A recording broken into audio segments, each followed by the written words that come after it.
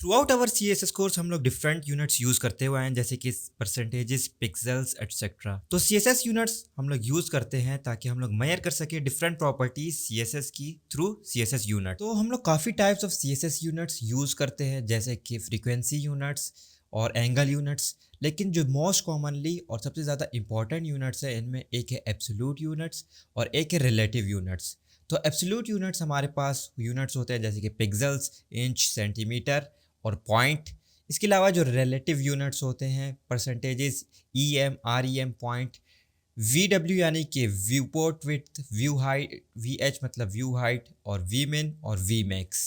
तो मैं one by one आपको इन सब यूनिट्स का बताऊंगा और मैं आपको ये भी बताऊंगा कि एब्सोल्यूट यूनिट्स और रिलेटिव यूनिट्स में क्या फ़र्क है। सबसे पहले आज हम लोग बात करेंगे पिक्सेल्स और परसेंटेज यूनिट्स की, और मैं यहाँ पे जल्दी से चल के एक बॉक्स क्लास क्रिएट कर लूँगा और बॉक्स क्लास के अंदर मैं अपनी एक H1 हेडिंग क्रिएट करके इसे नाम दे दूँगा box1 का, और मैं इसे सेव कर लूँगा। और अब मैं इस box1 को स्टाइलिंग दे देता हूँ, डॉट बॉक्स यहाँ पे कॉल कर लेता हूँ, और डॉट बॉक्स कॉल करके मैं इसे विड्थ दे देता हूँ 200 पिक्सल, और इसी तरह मैं इसे यहाँ पे हाइट दे दूंगा 200 पिक्सल की, और इसके अलावा मैं इसे बैकग्राउंड कलर दे देता हूँ रेड कलर का, और मैं इसे सेव कर लेता हूँ। तो यहाँ पे अगर मैं अपना लाइव सर्वर ऑन कर लेता हूँ और आपको दिखाऊँ, तो ये देखिए हमारा एक box1 यहाँ पे क्रिएट हो चुका है। तो यहाँ पे मैंने अपने box1 को जो विड्थ और हाइट दी है वो पिक्सल्स में दी है, 200 पिक्सल और 200 पिक्सल हाइट।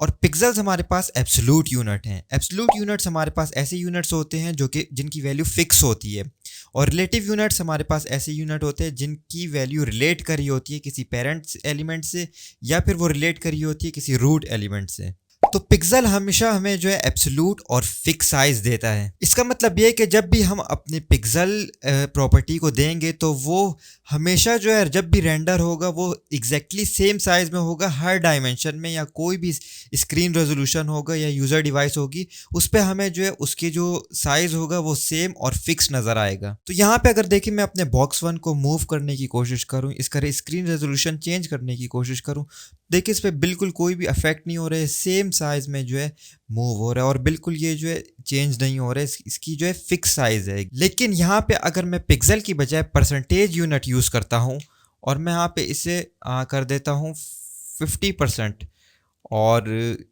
हाइट को भी मैं कर देता हूँ 50%, और मैं इसे सेव कर लेता हूँ। अब आप देखें कि ये जो हमारा box1 है, ये अब अगर मैं इसकी स्क्रीन रेजोल्यूशन चेंज करता हूँ तो आप देखें इसकी जो वैल्यू है वो चेंज हो रही है हमारे स्क्रीन रेजोल्यूशन के साथ साथ। तो परसेंटेज यूनिट यहाँ पे एक रिलेटिव यूनिट है, और रिलेटिव यूनिट्स हमारे पास ऐसी यूनिट्स होती हैं जो कि रिलेट करते हैं या चेंज होती हैं अपने पेरेंट कंटेनर के साथ, या जो उनका पेरेंट एलिमेंट होता है उसके साथ। तो यहाँ पे जो हमारा box1 है उसका पेरेंट एलिमेंट है उसकी बॉडी। तो ये इसीलिए जो यहाँ पे अगर आप देखें ये बॉडी के हिसाब से अगर हम इसकी बॉडी को बढ़ा रहे हैं तो इसकी हाइट और विड्थ भी बॉडी के हिसाब से क्या हो रही है, इंक्रीज हो रही है। तो मैं अपनी विड्थ और हाइट यहाँ पे चेंज कर लूँगा और इसे कर लूँगा 200 पिक्सल, और इसके बाद विड्थ को भी मैं हाइट को भी मैं कर लूँगा 200 पिक्सल। मैं इसे सेव कर लेता हूँ, और अब मैं अगर home.html वाली फ़ाइल में आऊँ और मैं यहाँ पे एक नया बॉक्स क्रिएट कर लेता हूँ इसी के अंदर, और इसे मैं नाम दूंगा box2 का। यहाँ पे मैं लिख देता हूँ .box2, और मैं एंटर प्रेस करूँगा, और box2 के अंदर मैं यहाँ पे लिख देता हूँ box2। मैं इसे सेव कर लेता हूँ, और अब आपको दिखाऊँ तो मुझे यहाँ पे एक box1 की हेडिंग नज़र आ रही है और साथ में ही इसके यहाँ पे box2 लिखा हुआ आ रहा है।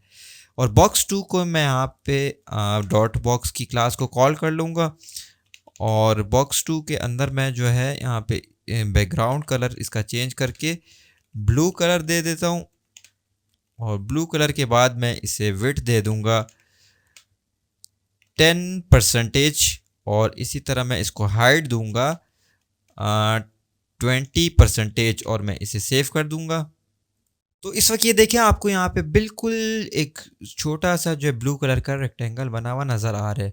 अब ये जो परसेंटेज में हमारे पास box2 है ये चेंज हो रहा है इसके पेरेंट एलिमेंट जो कि box1 है, और box1 को हमने 200 पिक्सल दी हुई है। मैं अगर इसे थोड़ा सा बड़ा कर देता हूँ, इसको 50% करता हूँ, और यहाँ पे इसे 50% करके सेव करता हूँ, और अब आपको अगर दिखाऊं तो ये जो हमारा box2 है इसकी जो विड्थ है 50%, वो हमारे box1 की जो विड्थ होगी यानी कि 200 पिक्सल उसका 50% होगा। यानी कि जो हमारा बॉक्स 2 है, जो वो 50% मैंने दिया हुआ है, वो डिपेंड कर रहा है अपने पेरेंट एलिमेंट जो कि इस वक्त है बॉक्स 1 और जो कि है 200 पिक्सल। अगर मैं इसको पिक्सल्स को यहाँ से चेंज करता हूँ और अगर थोड़ा सा इन्हें बड़ा करता हूँ, मैं इन्हें 500 पिक्सल कर देता हूँ और अब मैं इसे सेव करता हूँ, तो आप देखें ये एग्जैक्टली जो है ये बड़ा हो गया है अपने बॉक्स 1 के हिसाब से। तो परसेंटेज यूनिट्स को यूज़ करने का यही फ़ायदा होता है एक सबसे बिगेस्ट, कि वो हमें जो है रिस्पॉन्सिव वेबसाइट बनाने में काफ़ी हेल्प करते हैं, क्योंकि जैसे ही हमने इनका पेरेंट एलिमेंट का साइज़ चेंज किया तो जो इनका चाइल्ड एलिमेंट होगा उनका साइज़ भी जो है एडजस्ट हो जाता है अपने पेरेंट एलिमेंट के मुताबिक। और ये बात बहुत ज़्यादा क्रूशल होती है जब हम वेब पेजेस को और गुड वेब पेजेस और डिज़ाइंस को क्रिएट कर रहे होते हैं डिफरेंट साइजेस और मोबाइल और लैपटॉप्स के लिए। नेक्स्ट हम लोग यहाँ पे बात करेंगे EM और REM यूनिट्स की। तो मैं इसको यहाँ से सिंपली रिमूव कर देता हूँ और मैं इसे सेव कर लूँगा और मैं यहाँ डिव में आके भी इन सबको यहाँ से रिमूव कर देता हूँ और इसे मैं सेव कर लेता हूँ। अब हम यहाँ पे बात करेंगे अपने EM यूनिट्स की, और EM यूनिट्स हमारे पास जो होते हैं वो एक रिलेटिव यूनिट्स होते हैं।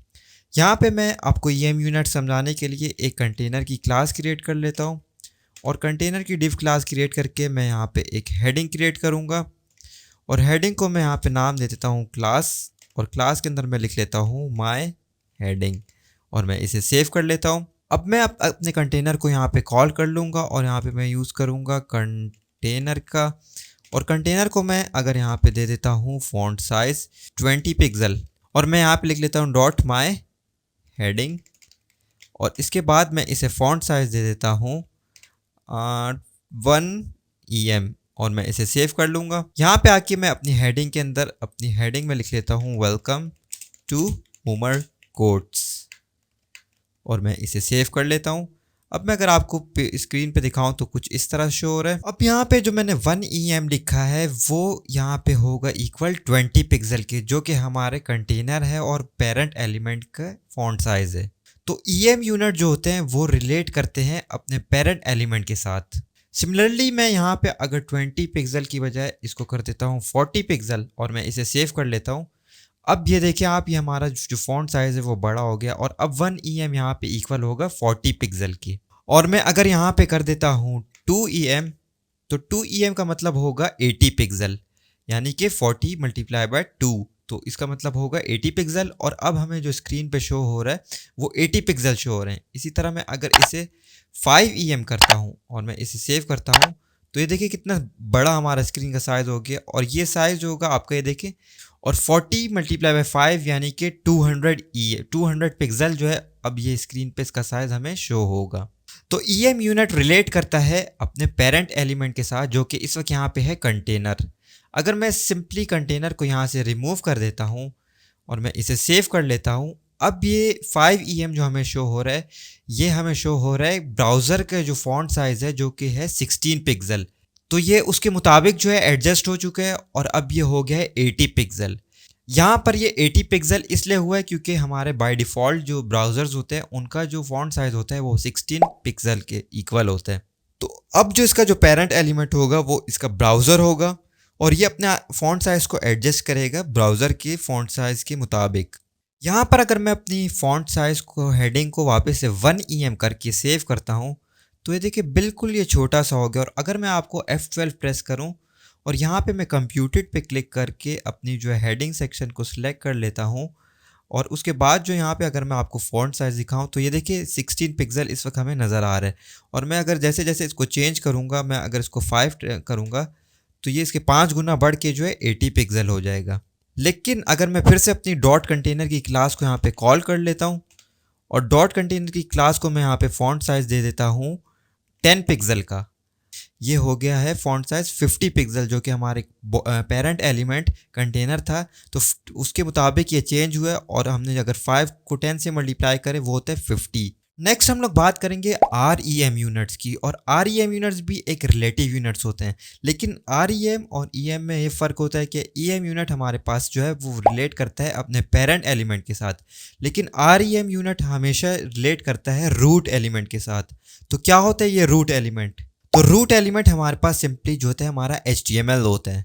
यहाँ पे मैं अगर home.html में आऊँ और यहाँ पे सबसे पहले यहाँ पे देखूँ HTML लिखा हुआ है, तो मैं क्या करूँगा, मैं यहाँ पे हेड सेक्शन में अपनी जो है यहाँ पे हेड सेक्शन में मैं इसे स्टाइल की टैग दे देता हूँ, और स्टाइल की टैग दे के मैं अगर यहाँ पे लिखता हूँ HTML, और HTML लिख के मैं इसका यहाँ पे फॉन्ट साइज़ कर देता हूँ 20 पिक्सल, और मैं इसे सेव कर लेता हूँ।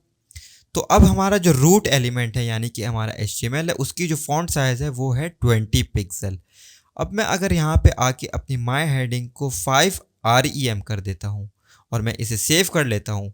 अब आप यहाँ पे अगर देखें तो इसका फॉन्ट साइज़ हो चुका है 100 पिक्सल, और ये अब रिलेट नहीं कर रहा अपने कंटेनर के क्लास के कंटेनर एलिमेंट के साथ, बल्कि ये रिलेट करें यहाँ पे हमारी HTML के साथ, जो कि हमारा इस वक्त है रूट एलिमेंट। तो यहाँ पे ये 20 मल्टीप्लाई बाय 5 यानी कि 100 पिक्सल हो चुका है। और इसी तरह अगर मैं यहाँ पे अपने HTML को कर देता हूँ 5 पिक्सल और मैं इसे सेव कर लेता हूँ, अब ये यहाँ पे देखिए ये हो चुका है 25 पिक्सल, यानी कि 5 मल्टीप्लाई बाय 5 जो कि होता है 25।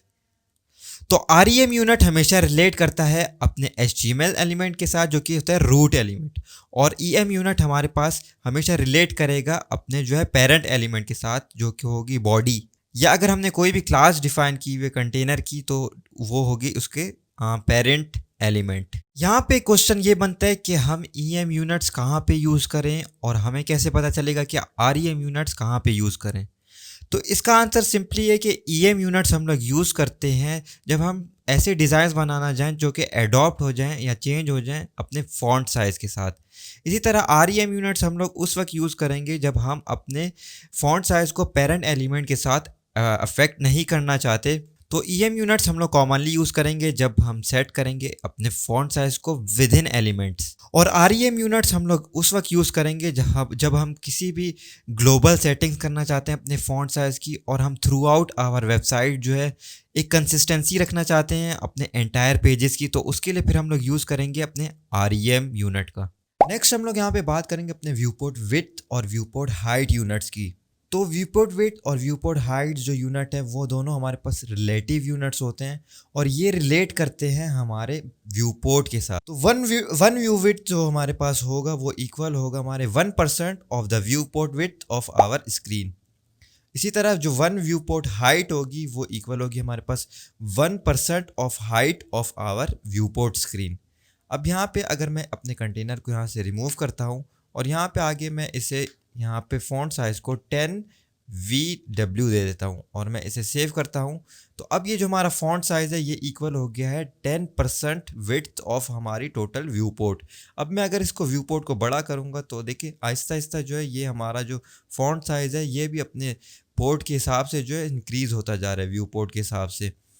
इसी तरह जो हमारा ये होगा इसकी हाइट जो है ये अगर मैं इस तरह करता हूँ तो ये छोटा होता जाएगा।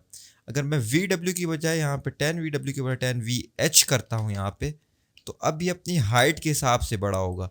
और मैं अगर इसकी हाइट को जो है इस तरह करूँ, देखो ये छोटा करूँ तो ये देखिए अपने छोटे हाइट के हिसाब से चेंज हो रहा है, और यहाँ पे जो है ये अपने सेम ही रहेगा।